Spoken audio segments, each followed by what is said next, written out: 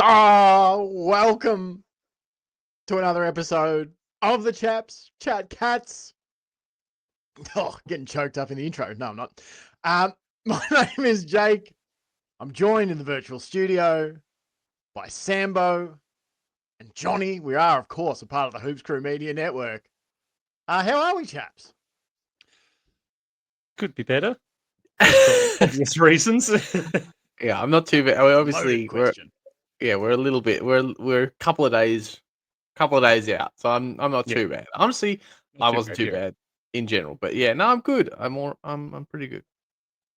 But yeah, definitely could be in a happier state of mind if other things eventuated a different way, but they didn't. So, but yeah, at the end of the day, all good. Life goes on. We're not the guys out on the field who have to, process John's this getting into it completely early. different way. John's sinking his teeth early. That's how fine he is. That's how fine he is feeling. Just gonna talk about it right now without prompting.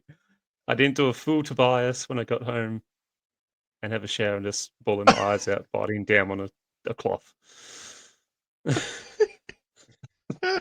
I know you say you didn't do a full Tobias Funke, but that implies that there was something of a Tobias. There was. It was just me in the shower, alone. The wife was at work. You need some milk. Oh boy. As you have probably already gathered, on tonight's episode, we will be talking about the grand final, the 2025 grand final, which did not go the way we wanted it to go. We'll talk all about that. We're also going to talk about the AFL women. What a weekend it was. Lost to the Hawks on Thursday night or Friday night, whether it was. And then, the grand final. So, it's going to be an absolute rip snorter of a podcast. Absolutely. And it's all brought to you by the wonderful people at Cyril Cook Florist, our media network sponsor. Visit them at www.cyrilcookflorist.com.au. Phone them up 035 222 2244, or visit them at shop 1211 Leather Street in Breakwater. Remember, when you're shopping at www.cyrilcookflorist.com.au, put Go Cats in the voucher field at checkout. You'll get 20% knocked off your next purchase. And think about it, chaps. That's not celebratory flowers perhaps need to be sent, but someone might appreciate a commiseratory box arrangement. Sometimes we all need a good box arrangement. Yeah. To get over the pain of a grand final loss. We're entitled to the sexual proclivities.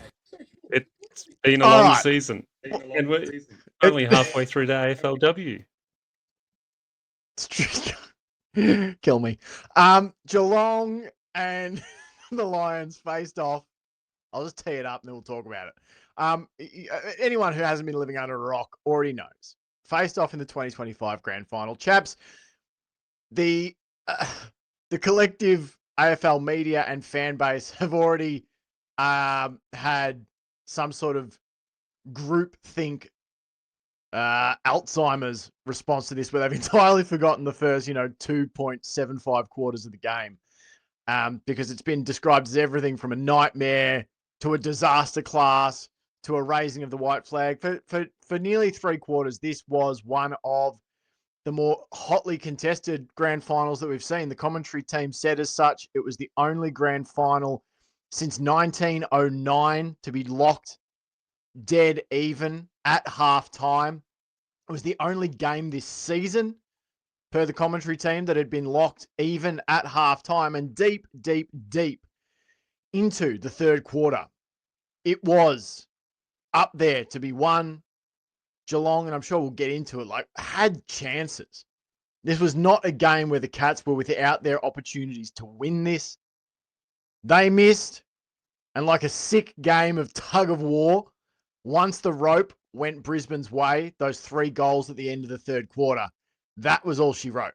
And I can understand why, because the tension twists so high, so tight. I talked about this on my daily pod, Jake Botel Sports Experience.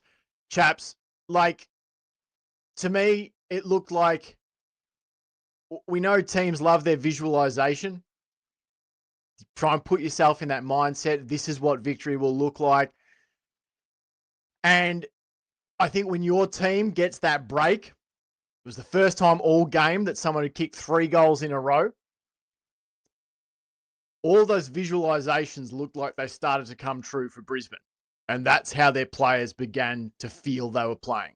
The visualization we had is coming true. And suddenly they're running on air. Suddenly they cannot be stopped. They are seemingly just dancing across the field, kicking goals from 55 on the run, from angles.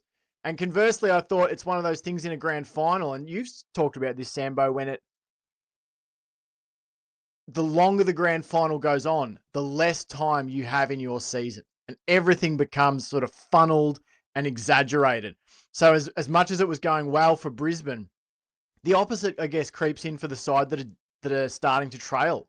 All the nerves and worst case scenarios you try and put out of your head during the week, they start to come gnawing back, and suddenly you're not the one running on air. You're like running in the nightmare.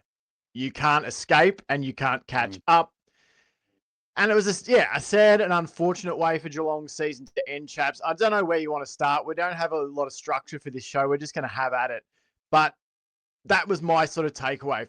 For nearly 3 quarters, this was one of the most brutal, physical, hotly contested grand finals of the 21st century. And once one team's damn wall broke, that was it. Yeah, so have at it. Pick the carcass. I don't want to claim any sense of that I was responsible or any sense of prophecy for it, but it was inevitable one side or the other, and we literally had this discussion at halftime where we talked about how the record of it being even. John had those stats on his phone where like all those stats that were even. And conversely, obviously, if you look at it now, Brisbane pretty much win every single stat. So that shows you how different the game became compared to the first half. But we actually talked about how hot it was, how tight it was. And I can't remember, Jake, if it was you or if it was our old man that said, I don't think I could handle a full game of that. And I said, well, you won't have to. I said, it'll be about 3/4 of that. And then someone's going to break this. And I thought it might be... might be us, but it wasn't. And you can kind of feel like it could have gone the other way. You do feel like it's not a foregone conclusion. Like this is how it was going to play out in my head, whether we won it or they won it. I didn't see it being like that, like even until the final battle. It's just too much adrenaline. There's too much anxiety. Yeah. There's too much, like in a grand final. Somebody was always going to blink, and it was us. But I'm super grateful for that half of football that they gave us. Like the dream was well alive. The dream was so far alive. I do think that in his presser, Scotty said that we had the ascendancy sometimes, and we did really well and we hung in there. But the game never looked the way we wanted it to look. And I do think that's fair in Brisbane. In like. Totally. Towards Brisbane, it's like I think we did so well to maybe have been able to hang on and break them. Like I do think we could have done that, but I do think that their game plan had ascendancy. It's just we were matching them, we were playing them at it half of football. So yeah, nobody can take that half. And I mean, it's 3/4 really. When you look at the score worm, 23rd minute mark, 23rd minute mark of the third term, when Charlie Cameron kicked that goal, that was really the one that felt like, oh, that looks like a really on fire Brisbane kind of moment. you know, like that. So that's you know, that's a pretty good effort. Yeah, I feel like we had an opportunity at the start of that third quarter to gain that ascendancy, and unfortunately, we didn't grab it. We didn't take those opportunities, and I was feeling about halfway through that third quarter, I was like, I feel like that first bit of the third quarter is really going to hurt us because we had the ascendancy, we had the opportunities, we just didn't get those goals. And it was just those, couple of moments that players, unfortunately, going to look back and go, oh, what if I just had this shot, or what if I just kicked that ball that little bit better? But it was there. They were there to be taken. Unfortunately, we didn't. And unfortunately, Brisbane's, when they got their chance to get a bit on top of us, they took it and took it away from us relatively quickly as well. Like, I was, shocked at how dominant they became in that fourth quarter. Like, I feel like we still had a chance in that fourth quarter. It was like, if we just get the first couple of goals, we'll be there. And then they get the first one and Blitz gets one back. And I was like, this could be the moment. And then, almost instantly, Cameron a kiss goal. And I think it was a lot of us would have. Then it was like, oh, shit. This feels like it, which in a way helped me start to process the idea that we weren't going to be premiers. So I sort of wasn't hit as hard as it would have been if it was like that arm wrestle down to the last minute and then having that taken away, sort of like that,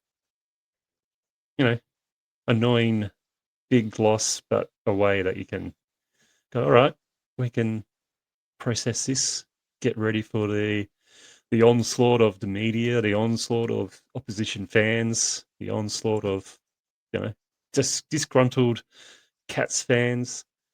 But I feel like the majority of the Cats feel fairly confident about next year and feel fairly proud and happy about this year. And I think Cats fans definitely should. I think, another grand final, 9 players playing the first grand final. I think it was 6 or 7 or 8 or 9 players that come off the Category B list and the rookie list and low draft picks. Like, what the team has done with the players they've had is pretty incredible, especially when you compare it to what Lions have received during their build and, even recent years, what picks they've received. So, for the Cats to push them all the way to about the 23rd minute mark of the third quarter, incredible. And I feel like we'll be right back there next year. Yeah. I think that I really felt like they're amazing, Brisbane. And obviously we're going to spend the whole podcast talking about the Cats, but I do want to say that they are such deserving back-to-back premiers. They went the long way around both years. I think the resilience and the depth, I think that was really on show. Like we were talking about, obviously Cameron played the second half with a broken arm. You had Stewart out, but like the Lions were dealing with injuries and absences as well. And they just, they bat so deep. And they just played so well. I thought they came with great plans. They executed them. And I'm really comfortable with where it all sat in the end. I actually said on Twitter, this has actually been one of my favorite finals series of recent memory. I've actually tuned in and watched other games, which hasn't been the case pretty much the whole time we've been doing this pod. And I actually really enjoyed it. I loved watching the Suns and Docker's game. Like, I don't think it was the best footy, but it was some of the most desperate. I thought Collingwood and Hawthorn's road victories, Collingwood in Adelaide and then Hawks in GWS and in Adelaide. The prelims had great footy as well. Like, there were a lot of really entertaining games. And I really do think that probably it's not my favorite outcome, but I think in some ways the best team won. And I don't just put that down as evidenced on grand final day. We played them 4 times this year. and we beat them once. So I kind of feel comfortable going, they are the current benchmark, and we've got to work out we've worked out we can beat them, but how do you do it, 2 or 3 times in a year? Because that's the challenge, because they're not going anywhere. But yeah, they were amazing and they were good to watch. I think they, like, obviously more in retrospect than in the moment, but they play a great style of football. I don't think that they're a negative, cagey defensive team. I think they're a good team. Yeah, the way they approach the game and yeah, very deserving. So I take absolutely nothing away from them. But having said that, chaps, and maybe this allows us to pivot into some of the intricacies if you want to, but I look at moments in that game where the Cats could have been that team to open that gap. Either side of half time, Geelong, they goaled to go even through Shannon Neal. That was that 50-plus metre one. Ashcroft responded. Then the Cats had 2 scores, a rush behind and a goal. That made it even at halftime. Second half opens. They go behind to Jeremy Cameron, rush behind. So the Cats actually there had a patch of 4 scores, either side of halftime, and kicked 1 goal, 3. And I feel like in that moment, and if you expand it out a bit, there were so many times where, despite the game not looking how we wanted it to look, for large swaths of it, that's grand finals against really good teams. But Geelong had moments where it's like, oh my goodness, we've turned them over in their front half. We're counter-attacking. Manners got it. He's going to handball to Stanley and get it. Oh, Stangers has not quite grabbed it there, and now they've formed a stoppage around it. Or times we had blitz, storming down a wing, kicking long. We've got Neal and Harris Andrews one-on-one, and the kick isn't to Neal's favour, and Andrews intercepts it. And there's all these little moments. Tyson Stengel in a pocket on his right foot, deciding to go inboard to Sean Manor. It's not 15. He gets tackled. Like, that's a moment I feel like Tyson Stengel goes back and has that shot. So there were times in the game where I thought Geelong had it on their terms. And this is what we talked about. You only need to play 10 of your best minutes per quarter to really have a shot. And the Cats probably managed 5 best footy minutes per quarter at best. And when those opportunities came, chaps, we just didn't take them. Like, is there stuff that you want to get into specifically, tactically? Like, I thought Brisbane blocked really well around stoppages. I thought that was key to how they turned the game in their favour. Yeah, I thought that the amount of times where they sort of had a 3-pronged push through a stoppage was countless, where you had 2 guys not blocking as in like shoving and holding and just in the spots that you want to be able to get to, and then a third guy coming through the middle with the ball, and it was just I don't 100% know how it looked right before the stoppage, as we've said about numerous things off the pod. I'd have to go back and watch it, which I'm not going to do. Sorry to everyone that wants deeper analysis. I'm not going to do as much as we're trying to be magnanimous and keep our minds open here about Brisbane and stuff. I'm not going to sit through that again. But that it felt really, and I think you talked about the depth of Brisbane, Jake. And I think Geelong has depth too. But there was this real specific kind of depth to Brisbane on the day where it was like, okay, I think Mullen's doing his job on McCluggage. I think he almost did as good a job as he did in the previous game. It's just that he got taken off him in the end and McCluggage was able to go run wild. But McCluggage was doing his things. Atkins was doing his stuff.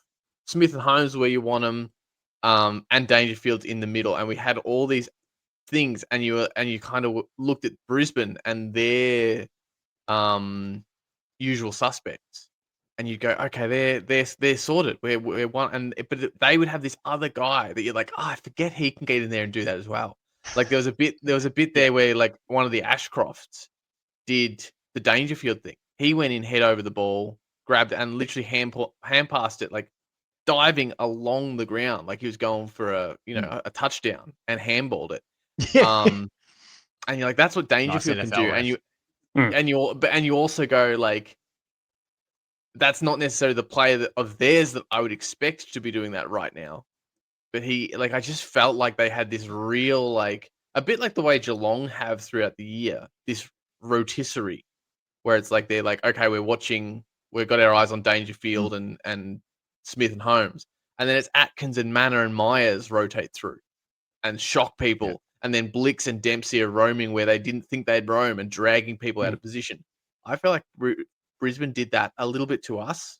They were sort of able to move it around, and we were getting caught out, and they were having these like such an even spread of contributors, not just across the ground, but specifically in stoppage. There was these moments where I was like, that's a completely different player to what it was 2 stoppages ago, but he's done the same thing and it's really effective again. And I guess the last thing I wanted to say, not last thing I wanted to say, but before I sort of stop rambling, because it's in my mind because of a stoppage, is that the commentary team were talking about how Brisbane wanted that uncontested ball.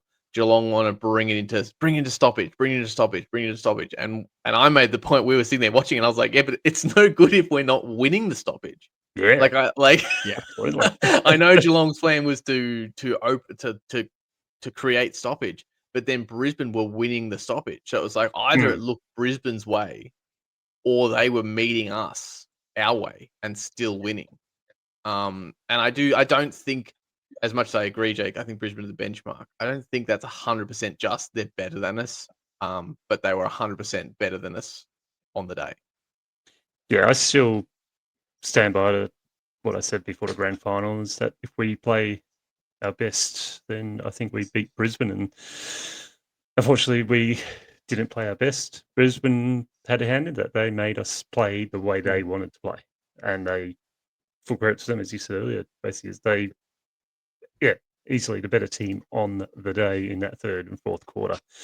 In the first and second quarter, well, as we saw at halftime, basically exactly the same. So it was only those moments that really cost us. But I still stand by, if we went out there and were able to get the game on our terms and played our absolute heart out, then I think we could have had this result. But, unfortunately, it just didn't go that way. And it was just, they were just felt they were just that little bit, like maybe half a step ahead of us in every contest or every moment where the ball was going out the back. There was that Brisbane line player there first, getting that ball, handballing it to another player, and they just surrounded that area somehow. Even after it was kicked 50 metres, there was still more Brisbane Lions players than Cats players. It's like, how are they getting all these players from that area to this area and still outnumbering us? It didn't really make a whole lot of sense, but it was well planned out. It was well thought out. They came in with a solid plan, and full credit to the players. They executed, and I guess this is what it must feel like for other teams to face the Cats when we get to control how the game's played.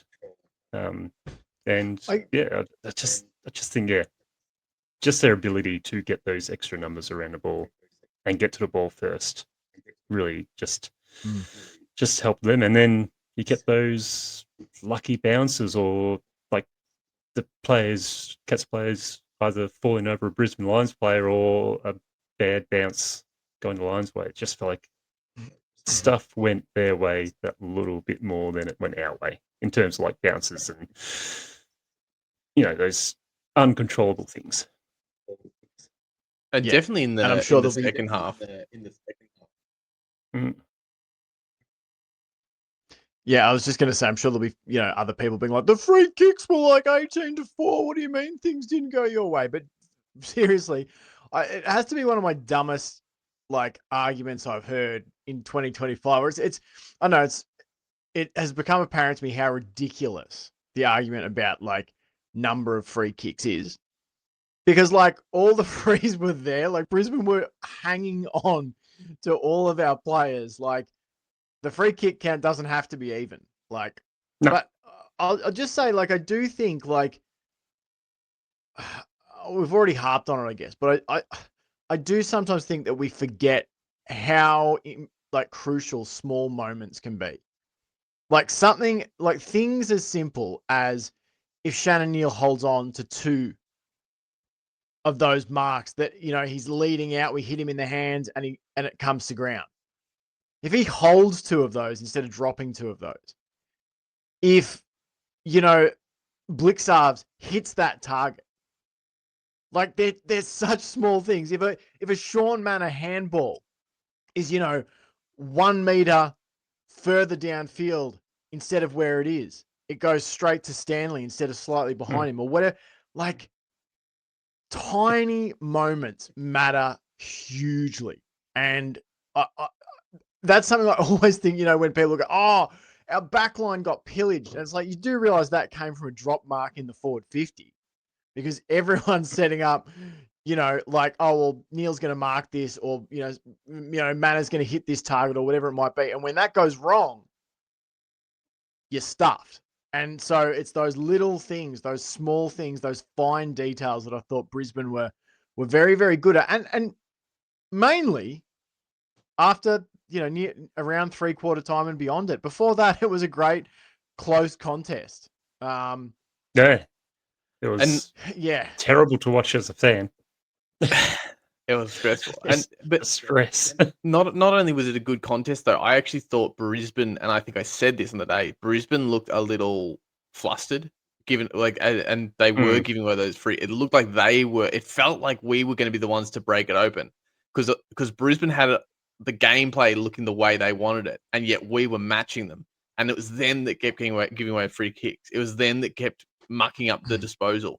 They looked like we were under their skin, and I think the spectre of the previous encounter was hanging over them a bit, and we didn't capitalize enough when that was the case, and we didn't take that. And that's where you're talking about, Jake, those moments that we had to like punish them for being that way, and that would only compound their sort of anxiety. Didn't happen, and then I think what happened then is their grand final experience helped so much after that halftime break. Like, because when whatever happened at halftime and when they came out, it was like you could see that we felt a little ill. We suddenly went, oh God, we've only got half a football to get this done. And then it was us that looked sort of jittery. It was us that looked cagey. We didn't look like we were enjoying football. We didn't look like we were in the zone, hitting up, like just like instinctive. Whereas Brisbane did, you could almost see that they sort of went, oh, hang on, we've done this already. Yeah, we know how to do this, and they looked like they were in that just that master zone where they just couldn't do anything wrong. And the thing that really makes them the better team on the day is they took those moments, they capitalized on that, and they did make our anxiety multiply in a way that we weren't able to do to them. So, nothing. I don't think anything we're saying is trying to be overly critical of Geelong or take anything away from Brisbane. I think like that's I think they're so hard to win grand finals, and this one of all, I think, made me realize how different they are to every other game of football. Like this one was really the one where I was like, this is just it's just a whole different kettle of fish. Like some of those boys that have been having so much fun looked like they want I don't want this to make it sound like they didn't want it, but they looked like they wanted to be anywhere else once the tide started to turn. It really looked like they hated it, and I have so much sympathy for them. It would have for how that must have felt. Be out there when that's happening, and especially as your first grand final experience, like it's gonna sting. But tell you what, it's a harsh, tough, brutal lesson to learn. But also, I think it's one of those lessons that you got to learn. You got to learn what it's gonna take to win a grand final. Yeah, like it's not gonna always go your way, and I think that's what a lot of the younger players learned was. It's not going our way. What do we do in the hardest, most trying game, and where the other opposition is going to push you to absolute limit? How do you get past that limit? How do you respond to that? And Lions, very well drilled, highly experienced, highly experience in finals and grand finals, back to back now, so they knew exactly what to do. And I feel like a few of our girls knew what to do as well. It's just we didn't have everyone knowing, what do I do in this situation now that we're under a pump here. And there's also no time. They don't have the same amount of time in a regular season as they do in a grand final. It's, you're going to, as we saw in that fourth quarter with Blitz and Bailey Smith, those are two mistakes you'd never see them do in a regular season game, but they both got run down from behind, which I don't think I've ever seen Blitz get run down from behind before.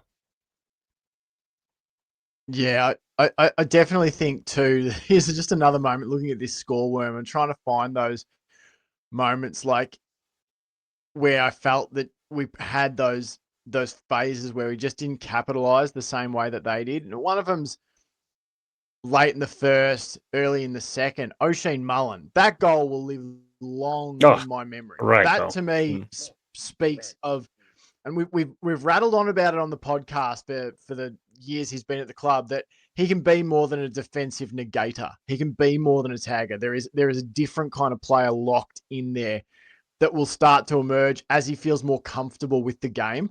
And on the weekend, like to run away, to take the bounce, to back himself and go for goal, like that was, the hair on my neck stands up thinking about it. It was such a magnificent display from him. But after that goal, Brisbane got it behind to Zach Bailey, who had a mare early. But then Geelong go behind to Tyson Stengel to finish the first quarter. Goal to Jack Bowes to make it 9 points behind to Tyson Stengel. So the three scoring shots at the end of the first quarter, beginning of the second, are all Geelong, and we kick 1 goal too. And then Brisbane respond with back-to-back goals to Morris and Cameron. Dempsey kicks it behind, Brisbane kick a goal. Like only one team managed to kick those 3 goals in a row when it counted. I know the Cats got 3 together late, but Brisbane did it twice. That they kicked the 3 goals in a row there in the third term to put themselves back in front, and then obviously the 3 at the end of the third term, and then a bunch in the last quarter. But Geelong had those chances to kick runs of goals and just didn't do it. And yeah, it's disappointing, and Tough. I don't know. There's so much junk out there about this player was like the one that's a big one is Chris Scott being outcoached. Chris Scott was woefully outcoached by Fagan, and like honestly, I don't know. I think all that stuff is such brain rot. Like, unless you're sitting in the box and you know all the plans and I just don't see how you can make those claims. Like, I'm not necessarily, I guess I'm not saying one way or another. I just think there's so much sort of definitive, bullshit takeism out there. And a lot of it is around that. Like saying that Geelong raised a white flag or, Chris Scott got it definitively wrong. And it's just the worst part of the media for me. And it overlooks so much of what happened in the game. And really it's a retrofitting narrative. And they would paint it whatever way they want. Do you know what I mean? Like, and they have. They have been hot and cold on the Cats throughout the season about first the soft draw is a terrible thing for them. Then we won the first final. The soft draw was a great thing for them. And it just rises and falls to fit whatever narrative they want to push. Even Chris Fagan, as much as I don't love Fagan, I don't really have any reason to dislike him. I guess dislike is a strong word. I probably don't dislike him. I just wouldn't put him in there as like a coach that I really warm to. But even he said, alluded to as much in terms of them in his post game press conference where they were talking about the Lockie Neal thing and how they felt like, and essentially confirmed what we had all been saying pre-game, where it was like, if he plays, there's no risk. He's 100% healthy. And then we said, so why is he the sub? And Fagan essentially admitted that he's 100% fit. but they didn't know how long he would be 100% fit for because he's had so little game. He's had so little game time in 50. He said he played one full game in 56 days or something. And so he said that they felt like the best way to do it was to bring him on if the game was going really badly. Or, if it was on the line, which he felt like that was at halftime, he said the game was in the balance. So they brought him on to bring some, and he said, we probably look like a genius now. But he's like, had he gone out there and popped his calf or just looked awful, he's like, I'd be an idiot and they'd be calling for my job. He didn't know those words, but that's what he said. He's like, it's easy in retrospect. He's like, I'm either a genius or a complete idiot, depending on how that plays out. And he's like, fortunately, he said it played out all right, but he said it so easily could have gone the other way. And I think that's true. And I think the reason Fagan and Chris Scott are both in the same conversation is because they're brilliant coaches, because when questions are posed, they have answers every time. And that was the thing that probably went against us so badly, was how there was no real questions for us to answer about going into this game. Whereas they had the blueprint of how their game goes badly against Geelong. They had the blueprint of how Geelong beat them. So all they had to do was stop those things. Easier said than done, but still, you did feel from our point of view, it's like, if we change too much, we look like an idiot. If we keep it the same, people go, of course it's not going to work twice in a row. So it did feel like there were, if we were to play Brisbane again next week, I think we beat them. Not because we're the better team, because I think if we played them again the week after that, I think they probably beat us. Like, it feels like such a good duel at the moment between those two coaches. So definitely. I'd love to know those people that say he got out-coached. Where? What happened? You tell us specifically, because I suspect people don't know. They just see a bad performance. They can't point to many things. Oh, yeah. That are like real specific. And I will admit, I don't know any of this. That's what I wanted to get off the top first, and I could have said it later, but I'll say it now. I feel pretty good, and I've had such a good post grand final experience because the week leading up to it, I was on social media more than I ever have been. I was watching everything, reading everything, absorbing it all, letting myself feel the nerves. And then as soon as the game started, and since, I've done nothing. I've restricted my YouTube so I can't read comments. I've only watched things that the official Cats channel have put up.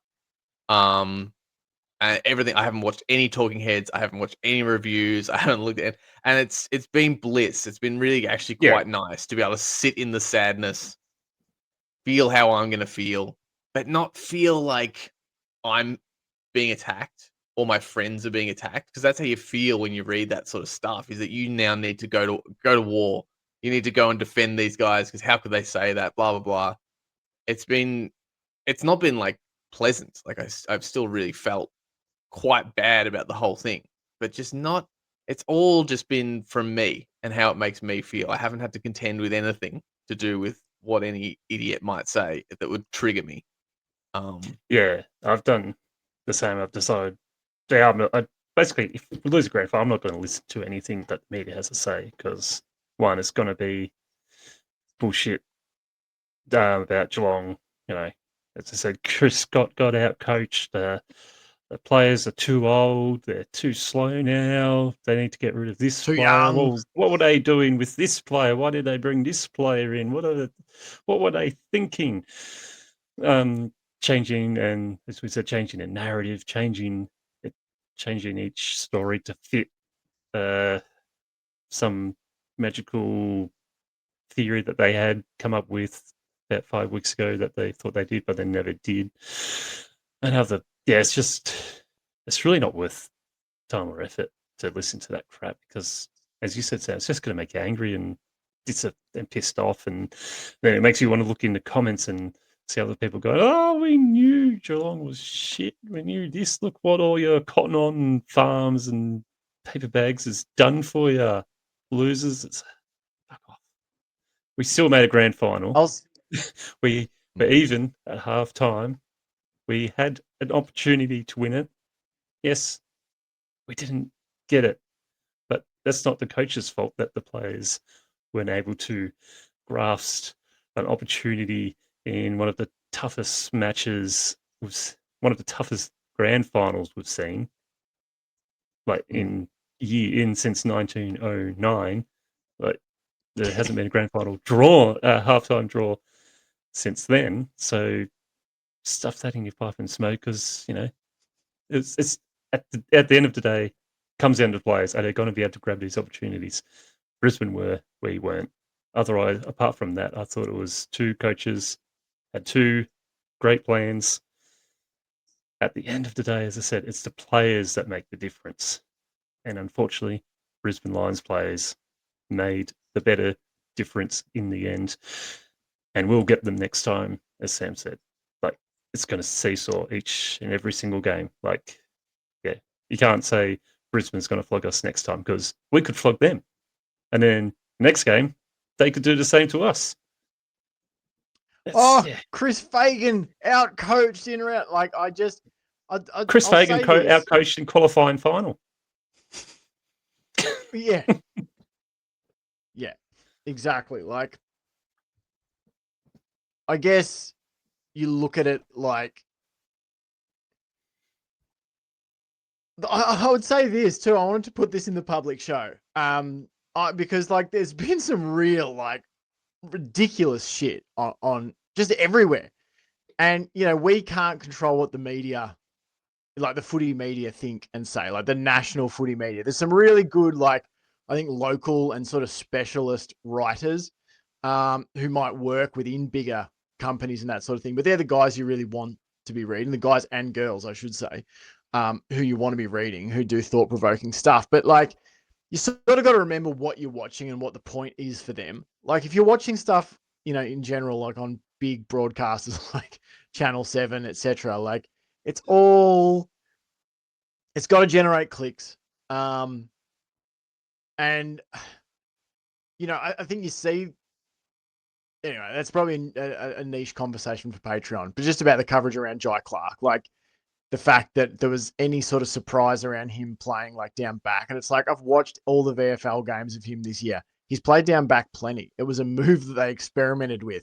It's one of the reasons I like Chris Scott, is because they try and find different roles for players where, if their normal position isn't working, and, then you get to pull that lever on grand final day where we're like, we're going to play you down back if we have to. Like, and, you just see the lack of information, I guess, that it's just impossible for national broadcasters to give you any sort of nuanced or particularly deeply informative take. It's very generalized sort of broadcast slop for the most part. But the thing I really want to say is, like, I challenge footy fans this off-season, all footy fans, anyone listening to this, like, try and be better next year. All of us. Because I was watching like the post game, and you see the video of Chris Scott going and seeking out the Ashcroft boys and, shaking hands, gave Kai Loman a hug and had a bit of a chat to him. He and, Fagan. And you see the Geelong players, with their kids, and the kids are upset and the players are putting on the smiling face and, looking after their kids and stuff. You see Jeremy Cameron, you pointed out, Sam, picking up his daughter with his one good arm. I saw a post about Brisbane's players going straight from the airport when they got home to go and have beers and congratulate the AFLW team on their win.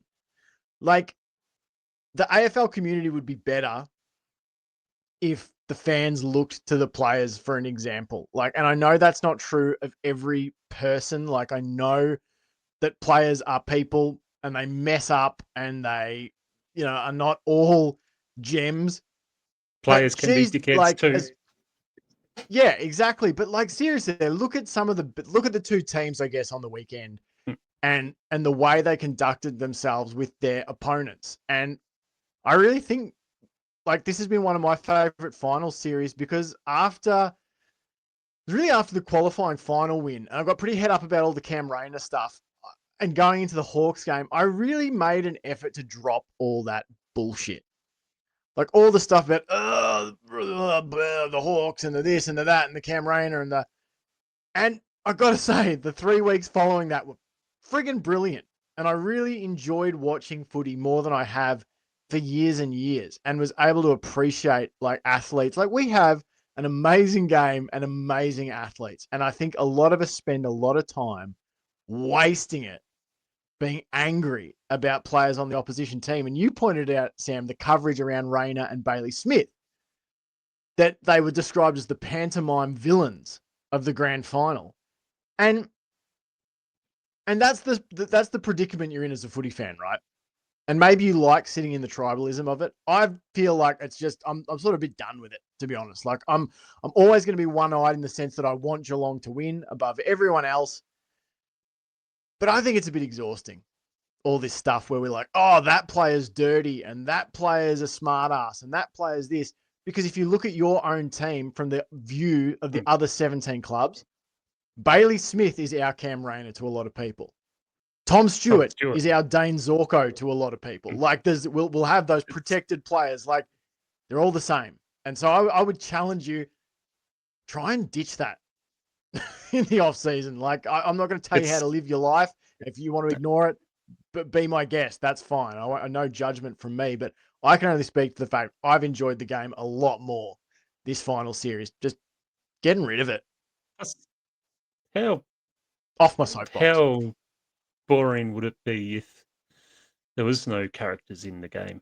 Like, yeah, the characters do piss people off and do annoy you and do get on your skin.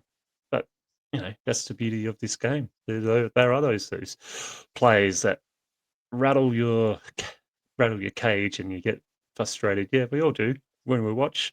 I mean, I tell players how they can piss off and fuck off and whatnot, but then I'm also not going to go online and abuse that player on social media or anything. I'll get out of my system and go, all right, move on.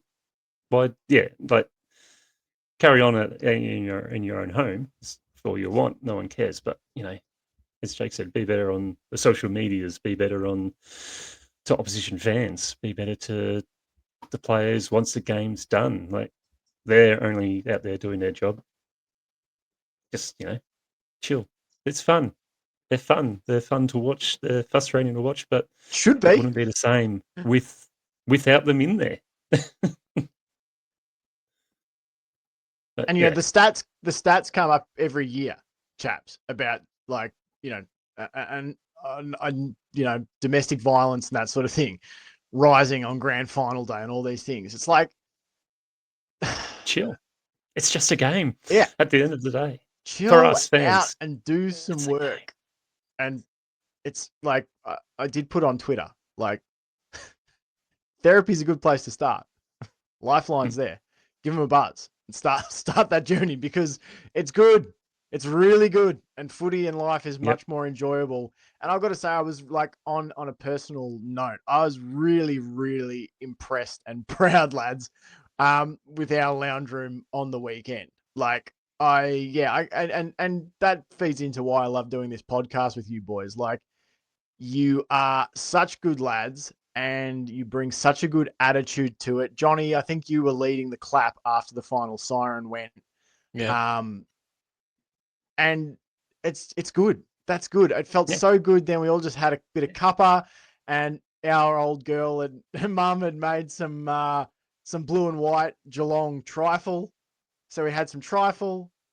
Sam's kids played in the sandpit out the back. I brought out my cuddles again. Brought back the cuddle podcast and again. Cuddle. Yeah, it's really good. It's really good, and I really appreciated it. It's legitimately one of my favorite finals runs of recent time. And yeah, it sucks to lose, but geez, they're a good team, and we lost to them, and we're a good team too, and we're going to be back and at it in 2026. So, like, yeah, I don't know if you got anything you want to add to that, chaps, but yeah, I'll just say, like, yeah, it's the thing of, you know, domestic violence going up and all that. It's like, well, yeah, we've got to chill as fans, and as I said, it's just a game. At the end of the day, for us, it's a game. It's not the end of the world. It's not the end of our careers. It's not the end of anything. But just think of what the players are going through and how they handled themselves after a tough loss. That's a player playing in a high intensity situation. They're putting their entire all this hard work that they've put into it over years and years and years. Of course, they're going to get frustrated. Of course, they're going to be annoyed. But at the end of the day, they still find a way to deal with it in a really healthy manner. And I think if they can do it that way, so can us fans. And as Jake said, Yeah. if you need it, therapy's there. Yeah. I'm aware how long we've talked about and not on field stuff, but I did have the feeling too that I guess I concur with everything you guys have said, and loved the day, and it was such a good family day, and my manager at work who gave me the afternoon off for it said, "Oh, maybe he would have been better off working," and I knew he was joking, but I also said I thanked him for the afternoon off again, and I said it was such a good afternoon, crushingly disappointing. But it was so nice to all be crushingly disappointed together and have that cup of tea. And no one was trying to dismiss it. Like that's what I thought. No one was like, "Oh, I can't believe! Oh my god!" Like no one was trying to get too head up about it. But we also weren't just going, it's just no one was hiding from it. We were all sitting around visibly and tangibly upset Crushed. and disappointed. But it was such a nice way to sit in it and sort of get it out of your system. But I did have a moment where I saw the video of Jeremy Cameron picking up his daughter and Stanley's kids and Duncan and his kids, and it did make me almost weepy for a moment of oh god, that would be hard. And then I actually had the thing that stopped me there was it flipped it because I actually think that'd be a better scenario to be in, to get into really weird off field sort of semantics, but I don't know if semantics is the word, but to have little kids there, it's for one that would make you feel better, probably getting those hugs from them and that kind of stuff, but also you couldn't it would make it better, and it would also you'd have no time to sit in it really. Jeremy Cameron's got to get up tomorrow with a broken arm and big dad. And that will be either difficult, but he just has to put his head down and do those things. So that will help. Or he wants to do those things as well. And it's just this is what's really important. And he gets into it. So I guess just from a mental health aspect and all that, my mind went to the lads like Smith and Holmes and Connor O'Sullivan and Dempsey. I don't know, which of them have girlfriends and whatnot, but those ones that maybe they're still in that bridge gap between full on grown up and kid, I suppose. And I was I can't fathom how shite Sunday may have been for them. Yeah. But I hope all of them were okay and were there for each other, because that would suck. Imagine waking up after that if you're on your own, or at least they had just didn't have anything to pull you out of it. Mad Monday to have a laugh at each other's costumes and give no fucks about the paper bags and farms and cotton on deals that they were dressing up as. I think that's a good way to Speaking of get that, over it. Speaking of that, I want to do AFLW chatter. Yes. And we'll do some more extended thoughts for Patreon as well. I was pretty sure we were going to run close to 2 hours tonight. But I want to end the grand final discussion. And as I said, we can churn out any extra thoughts over on the subscriber show. But about who would you give if you've got a farm of nice 100 acres to give someone as a bit of a reward here for their performance on grand final day, lads, rather than doing 2, 3, 1, 2, and 3 votes. Let's just say, who would you give the farm to here from the Cats? Who did you think our best performer was? Probably got a few cheeky goals towards the end, but I'm going with Ollie Dempsey. I think he'll feel absolute shit, and on the Sunday, as Sam was saying, and probably thinking to himself, I could have done so much more. But for his first grand final appearance, I thought he's done extremely well. Should be extremely proud of himself, and he's going to be He's not going to become because he already is an absolute star, and I can't wait to see him back out there in the hoops again next year, doing exactly what he did this year, only much better. Sambo?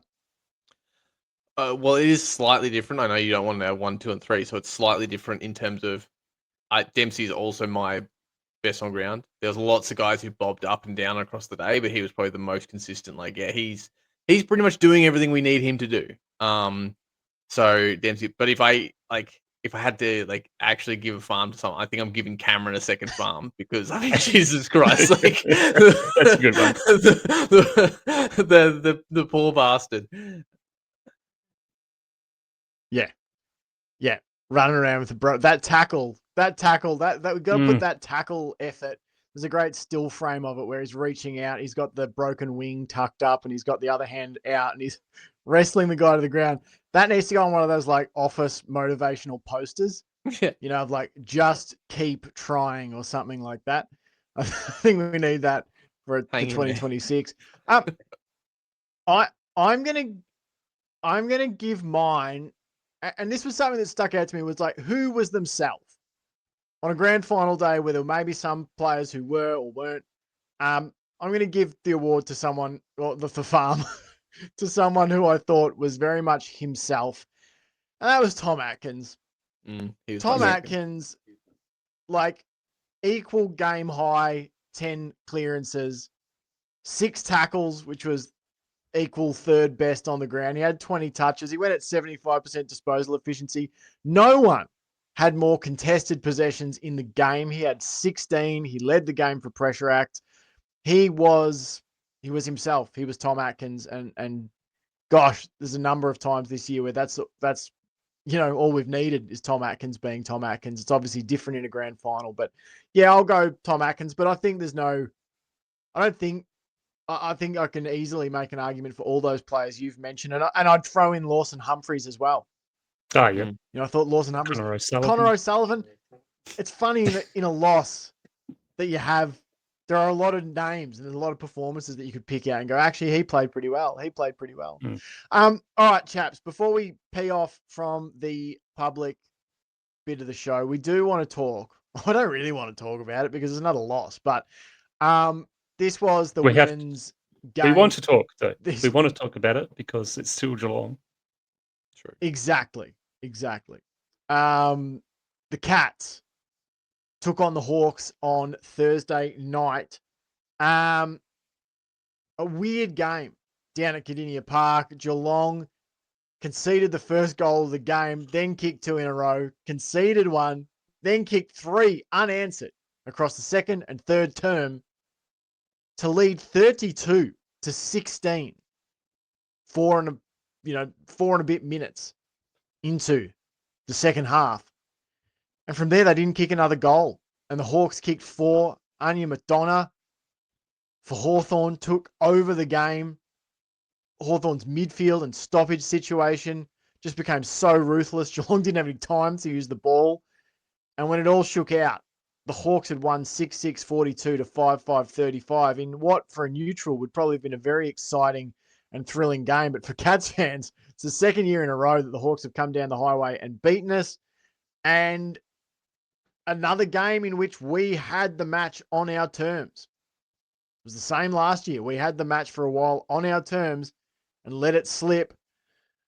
What did you sort of feel watching this one? Obviously frustration is a big part of it. And I had to acknowledge that the Hawks were just the better team for probably more of the match, or at least for what counted. But what were your takeaways? Yeah, tough watch again. Frustrating watch to see the Cats fall short yet again at home and in another game that probably should have won. Our goal kicking was better this week, but unfortunately when it really mattered, we just couldn't slot those last 3 shots, those important ones, which, you generally put down that we would. Disappointing, frustrating. bit of disbelief at certain aspects of the game that I won't mention because it's just you'll I think understand. you just did. I don't mention what part, but yeah, like the Hawks were unfortunately on the night just that little bit cleaner, that little bit better. I feel like there was moments where the Cats looked absolutely elite in the ball movement, where we moved from half fullback all the way into the forward line and got some really nice goals. Like some of those passages were just absolutely sensational to watch. And unfortunately, we just didn't have enough of them. We just weren't able to create as many as the Hawks were able to. And, the pressure by the Hawks was also just out of this world for the whole game. They were just all over us the whole time. So well done to them. Another big match that they came away with the win, coming all the way down to the Cattery. They've got a bit of the wood over us, which is frustrating because you don't want the old enemy to have that over us. But they're a good team. This is probably the game that I was looking at in this passage, going, this is one that if we can win will be huge for us. This will be a great moment, a great win. To go, yes, a team in the top 4 that we've beaten, that we've brought low, and it's nearly cemented a spot in the top 8. And now it just makes it a lot more difficult to get back in that 8 because, there's only, 4 rounds to go? Five games. We'll play 12 this year. Yep. 5 games to go. These are the games that we need to start winning if we want to start contending, because we're not going to play the teams below us that we've beaten, or in the finals we're going to be playing Hawthorn, we're going to be playing Roos, we're going to be playing at Crows, and it's all teams that we had a chance to beat and we didn't take it. So yeah, we still got a long way to go, but the progress is there. We can see it happen in each game, but again, it feels like we've been saying that for a while. So hopefully next week we can really get a good win, really nail a team and punish a team. Yeah, it's it would have been such a nice scalp to have, because it would have probably kept us really alive in that top 4 race.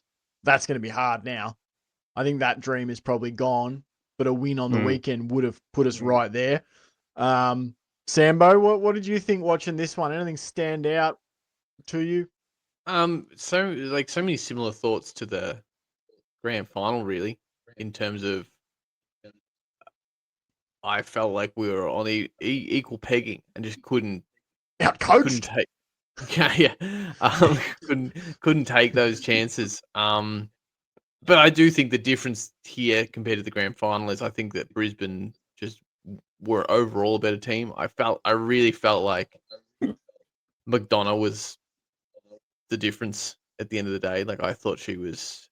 I feel like it's probably flown under the radar a little bit, but I don't think I've personally been as impressed with an opposition player for a while. I think it's been a while since I watched the game, and I just was sort of in awe of what one other player was able to do and the way she was able to do it all around the ground too. You're like, oh my God, she's taking a cracking mark in the forward 50. And then, we got a clearance and went forward, and I was like, God, she's in the back 50 now. She's just taking an intercept mark. Like, yeah, I thought she was really impressive. Obviously got smashed in the clearances, which sucks. Like, I would like us to. That's an area that I think the Cats should be able to dominate in, and normally we do pretty well. We're almost at half our yearly average, and they were they were exactly double their yearly average. So they had a field day with the center clearances. And I think we, like John said, we looked absolutely elite in some moments. I thought our handball game looked incredible, and then we seemed to have a preference to do that, so that led us to overdo it sometimes. And then also their pressure was so good that we also overhandballed it. I've got this weird echo coming through my headset, which I'm sure you guys can hear too, and it's really throwing me. I think it's an internet thing. I have noticed it happens sometimes if I'm having a bit too much delay with one of you guys. I then like hear myself coming back through. But I'll wrap up is what I'm saying. But yeah, I thought we over handballed it sometimes. But then I thought that their kick game absolutely obliterated us too. 74-51 in marks and marks inside 50, 11-5. So yeah, like their 2025 average for marks is 41. And they went at 74. So it was, I don't know how much of that was us letting it slip, and how much it was them just being on fire. But similarly to the grand final, it felt like we were right in it, and then there was just sort of this moment where you went, okay, we're gonna have to steal this if we're gonna win it. We're gonna win. If we're gonna win it, it's gonna be against the narrative, and it was not to be. Yeah, which is a shame. I thought their use was really good. Like their use inside 50, we really struggled, I thought, to get a really clear look at it, particularly in the second half. And I was dreading any time they moved the ball past halfway, because their kicking and marking skills I just thought was so good. They were so clean, and it was so frustrating. I know I think one of our Patreon subscribers, Morris, might have been down there. So Morris, if you went down, I hope you're not too disappointed. I hope it was a half decent night anyway. At the very least, you got to see a very good performance by Anya McDonough. But yeah, no, it was that did stand out to me, just the use of it. And I think they paired that, Johnny, in the second half with like a massive lift in their pressure around the ball. Like I just thought they really took us to town around the ball. Just their pressure was so hard for us to get a clean disposal after half time. Yeah, it was really really weird one to go, because the Cats usually can get out of that pressure pretty well. Like, we're a pretty clean team with the hands. Like the last few weeks have been clean with the hands, clean with the ball. But full credit to Hawthorn, they clamped down on us hard, and they clamped down strong, and they took away our ball movement from us really well. Like, yeah, they just did everything in their power. As Sam said, it was like the grand final. They knew what our strength was, and when it mattered, they took it away from us, and then they used their strengths against us. And unfortunately, we didn't have a comeback, and we would have had to steal that game, and we just couldn't. And yeah, this one burns similar to the one against Sydney. It's just that one. It's like it was there. It was there to be taken, and we didn't take it. And as I said earlier, these are those games that we're going to face in the finals if we make them. It's going to be difficult to make it now, but these are the types of games that we're going to have to start taking. These ones that are on a 50-50 edge at three-quarter time or half-time even. Like, yeah, these are the ones where we go, right, we've got the ascendancy, or we're a bit behind the eight ball. How do we get back into this game? How do we take it? And I feel like every time we tried to find that response, Hawthorn just had a better response for it. So yeah, I think, again, it's going to be a tough lesson to learn, but one that we just simply have to learn if the team is going to play finals. Because if we can't, then it's going to be a short finals campaign. This is very similar to a couple of other games across the weekend. Just in terms of leads being given up, I mean, Essendon, I think, were 21-0 up on North Melbourne and ended up losing 71-41.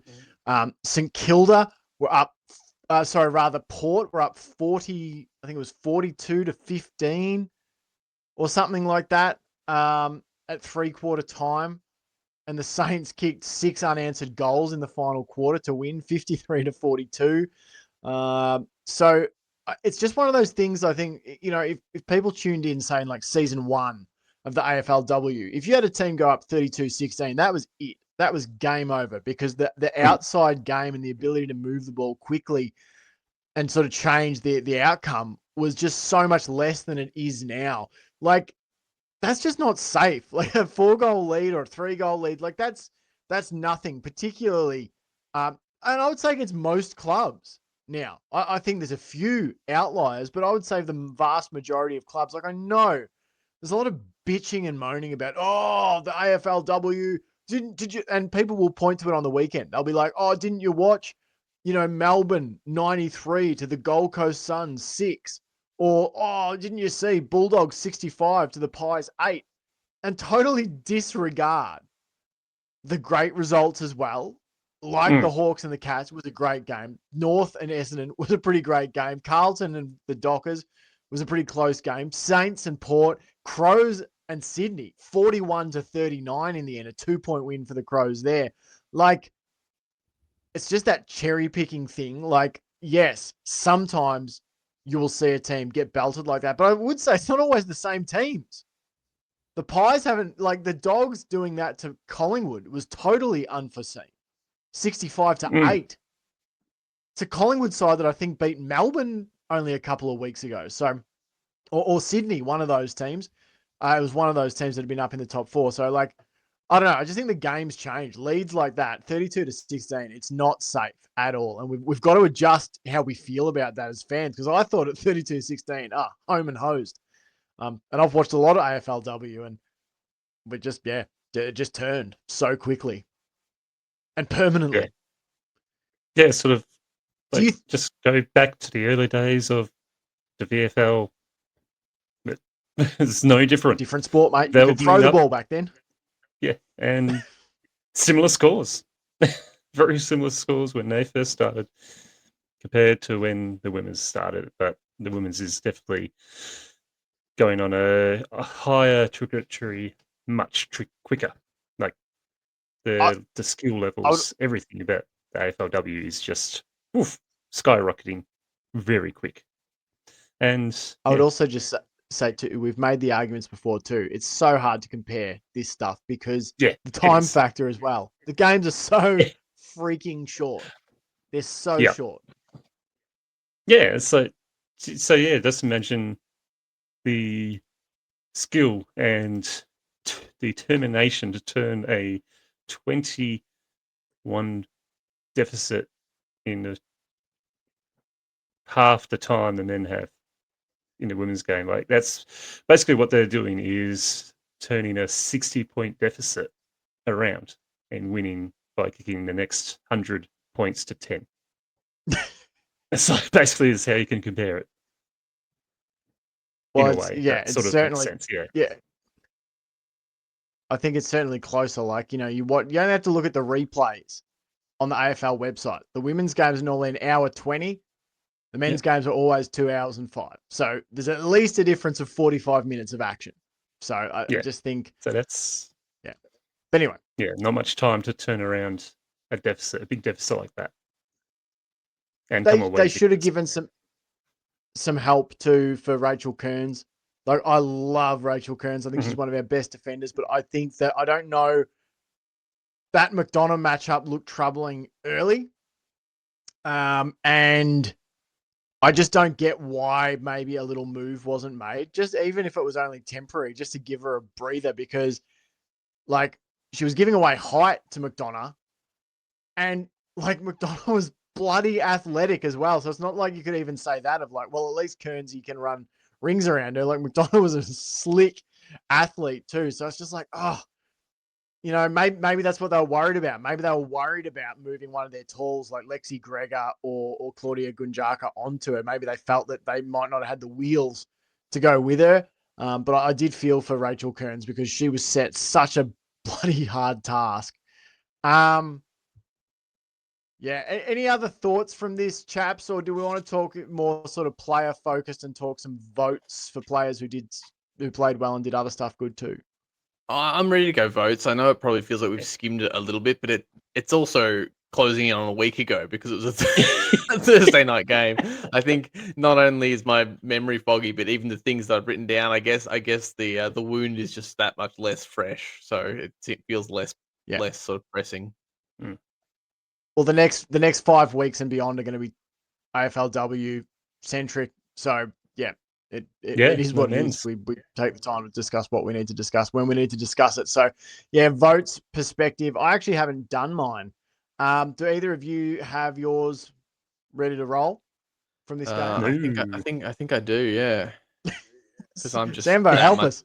I'm just that much better. No surprises. But that being said, do I have them ready? I don't know. He's stalling. He's stalling. He hasn't got them Seven. All ready. right, my He's in the two. same boat I've as done us. them. I've done them. I'm now trying to talk, and you're talking over. My one was Becky Webster. I think there may have been other higher performers on the ground, but she just stood out to me because I felt like at the start, even at the start of the game, I actually went, "Oh, she's not quite had the year that I thought she may have had." Becky Webster, and I thought she actually performed pretty well in this game after I had that thought. Um, yeah, I thought she was someone that sort of used it the way we needed it being used. I thought she looked pretty keen to maybe bite off a little bit more, go for a kick over the in a game where it was over handballed. She went at double. So 2 kicks for every handball. Spent 95% of the time on the ground. So she was also one of those ones that was out there for the long haul. Went at a tick over 72% disposal efficiency, which is pretty good when you're kicking it more often than not. Yeah, I just thought she kind of did largely like what we needed her to do. My 2 votes, my 2 and 3 are pretty usual suspects. My 2 went to Nina Morrison and my 3 to Georgie Prasparkas. Maybe not either of them's most glorious day, but they're even their less glorious outputs are still pretty phenomenal. And the 2 of them together too, like the way they complement each other, and you can just see when they look for each other and they're able to link up. There's just this whole other element. It goes to this next level, and you're like, we need like 3 or 4 other players that are on the same wavelength with those 2, and it would be incredible. Yeah. My votes, my 1, 2, and 3 are the same as Sam's. Nina Morrison and Georgie Prasparkas, and I'm giving my 1 to Aisling Maloney. Yeah, just enjoyed her game yet again. Had some good runs, a couple of goals, had some hand in some really nice moments as well, and she's just continuing on her good form this year. And I feel like she's finding that form better and better and earlier each week as we go on. And it's such a shame it's such a short season because we miss so many great players playing a great game of football. But so many teams are going to, have their season cut short, and all fans are like, oh, we didn't get to see our superstars start performing at the absolute best yet. We just saw a glimpse, and I feel like Aisling Maloney is one of those players that by the end of the season, we're going to go, if we had a few more games just to watch her play, go around to do a business, would have been great because, as I said, she just keeps getting better each game, every single year.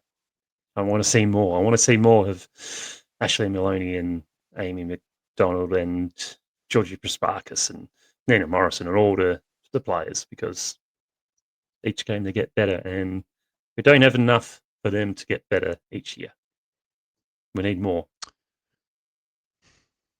Yes, I'm definitely an advocate for a longer season, but yeah, obviously not up to me. I am gonna keep it simple. My 3 and 2 are the same as you guys. Georgie Prasparkas, what an absolute freak. Probably a stronger first half than second. I thought once they really did do a better job, I thought, of blocking her access to the footy. She had 25 touches, 10 tackles, 5 clearances, and a goal assist. Thought she was magnificent. The 2 votes to Nina Morrison, 8 tackles, 21 touches, 319 meters gained. Prasparkas again, 97% time on ground, by the way, which her running power is just insane. I had a few different players that I thought for my 1 vote. I'm actually going to chuck one to Kate Sermon. and mainly for her first half, but 13 disposals, 3 marks, 3 tackles, 1 clearance, 1 goal assist. I thought it was a really good opening for Kate Sermon. And like I felt like very few players had the perfect game. There are a few others in contention for the one. Aisling Maloney was one. Michaela Bowen was another. Jackie Parry was another. But I'm going to give Kate Sermon a bit of love here and give her my 1 vote. All right.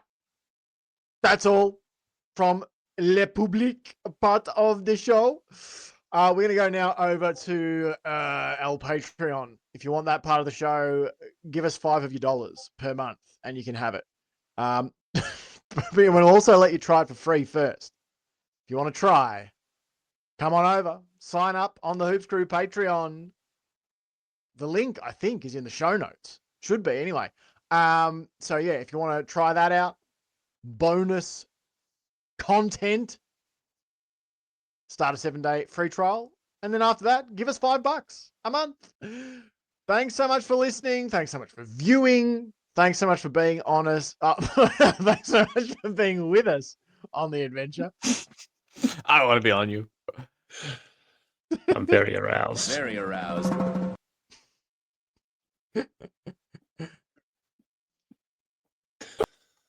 Yes, it's true. But yes, thank you for being with us on the adventure in 2025. And yeah, And we're still going to continuing go. on the adventure. There's more pods to come. AFLW coverage. I'm sure we'll have some boneheaded thoughts on trade and free agency and the draft and all that. We'll have the Christmas draft too in late December. The Hoopies is to come. Exactly. So much more.